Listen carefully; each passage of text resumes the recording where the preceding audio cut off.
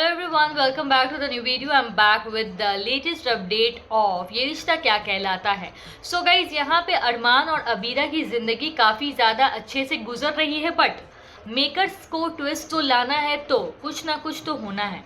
तो गाइस यहाँ पे ना जो अबीरा अरमान बाहर जाते हैं और कुछ बदमाश लड़कों से पाला पड़ जाता है, देन उसके बाद यहाँ पे अरमान उनको सबक सिखाता है, बट ये लड़के उनका पिक्चर क्लिक करते हैं और एआई की वीडियो जनरेट करके एक पॉर्न टाइप, जी हाँ गाइस, पोर्नोग्राफी वीडियो बना देते हैं।